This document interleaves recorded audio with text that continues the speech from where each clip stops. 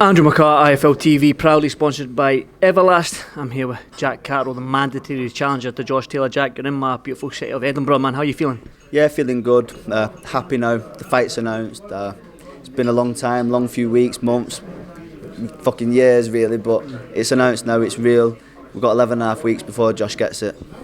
You're talking about he gets it, man. Are you got the bit between your teeth now? Because it has been years, you've been patiently waiting for this WO title. I mean, Josh has proved that he's won top 5 pound for pound right now in the world, so when you say he's going to get it, man, is this going to be the best performance of your career so far? It's got to be, and like you said, I've been waiting for a long time, but this ain't just 11 weeks, 2 years, 5 years, this is 17 years of boxing, and I've got to go out there and put everything together and beat Josh. How do you beat Josh? I mean, like I said to you, man, he's fought all the styles. I said that to him. You fought the southpaws and progres. You fought the slick fighters and like the Postles and the Ryan Martins. You fought the come forward fighters and Branchiks and stuff like that. What do you bring to the table that's different than every single person that he's seen? Just being me. He hasn't boxed Jack Catterall. Like I said, you just said then he's beat these world champions, all these different styles, but he's not been in the ring with me. I bring a totally different game. I think February you'll see all the stuff that we've been working on. I've worked on, I've done before. Everything's got to come on that one night, put it together and beat Josh. Yeah, you're fighting in Glasgow in front. Normally you're the second. You obviously fight in England or you fight in Dubai, but you're always the home fighter, so to speak. This time you're going to have 3, 4. Sorry. You had Tyrone McKenna out in Belfast. Yeah. No, there's Nurse, Tyrone Nurse, Huddersfield away fighter, Tom Stalker, Liverpool. I know we're going way back now, but McKenna, Belfast, O'Hara went down south. So there's always been. I mean, I've had fights at the Manchester Arena, which would be our hometown, but I've always felt like the away fighter, even though we have good support, we take a good crowd, I feel like we travel, so obviously this is amplified by times 100. I expect it to be horrible in the piss, everything, snot, don't matter. That's coming from me. You better watch it. I've got 7 brothers. but listen, it is what it is. I've got the opportunity of a lifetime to go and catch all the stars, so it doesn't matter where the fight, could be in Josh's back garden, could be around, fucking really doesn't matter. I've got to go in there and I've got a mission to do. Does the Scotland versus England rivalry, does that play a part in it? Is this a pride thing as well as getting all them marbles? Of course it is. It's a big history. You know more than I do, but end of the day, you're a proud Scotsman. Josh is a proud Scotsman. I'm a proud Englishman. So I think it adds to the magnitude of the fight. The fight itself is huge. It doesn't need selling. Josh has brought all the marbles back to Great Britain, and we're dividing it up, Scotland, England. So it's exciting. Jack, I've got to ask. It's been, by the time you step in the ring in February 26th, it would be close to a year and a half that you haven't fought. A lot of people talk about ring rust and stuff like that, and then you can say that your last 2 opponents have been, even though you've gone the distance, they haven't been. I don't think they're fights that you've been I'm getting up for them. Do you know what I mean? Because they've been sort of easy. No disrespect, they've been easy fights for you, and you've been itching for that world title fight. You're good enough for these elite fighters.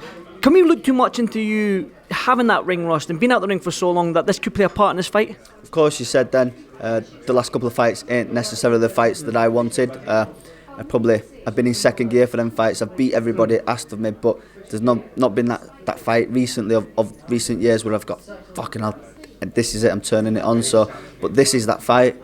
They talk about ring rust. I believe ring rust is an excuse. To some extent, it'll be over a year, but I've not been out the gym. I've been in the ring. I know it's different with an 8-ounce glove on, but I'm in the gym. I'm preparing.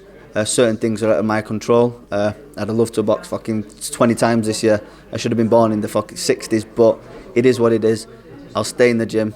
I'll keep preparing. I'll spar. I'll run. I'll train. I'll do everything I can to beat Josh.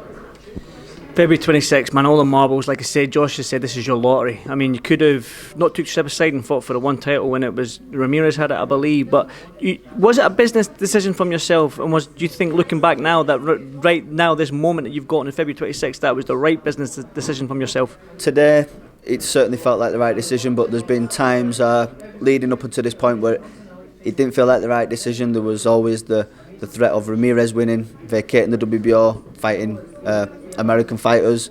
There was also the threat of Josh winning, vacating, moving up, possibly even vacating just the WBO title. I always knew that was getting my world title shot. But like we said, today it's come tenfold. The universe works in mysterious ways. I've been hit with stumbling block after stumbling block.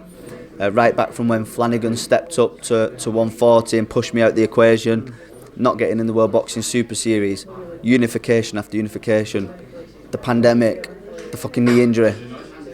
But the universe has come today and said, you know what, you're fighting for all the belts, so I've got to be grateful for that.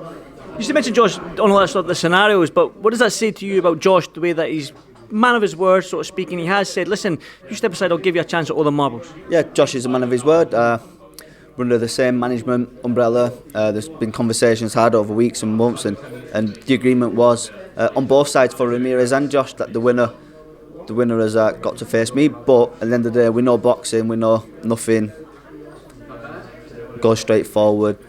Things change, things happen, and it happens time and time again. But we're here now, so we don't look back, we look forward, and the fight's happening. Final one for me then. Josh has been in the ring with top opponents. He's dropped them, every single one of his opponents. He's either stopped them or dropped them. Bar Regis progress, so to speak. Can you go in there? Do you have to go in there, bite down on the gum shield and take it to Josh from the first bell to the last bell and put it on him and try and get him out there? Or do you just think your skill set will play a part? But can you stop Josh, is what I'm trying to say. Of course I could stop Josh. It'd be stupid not to believe in my own punching power.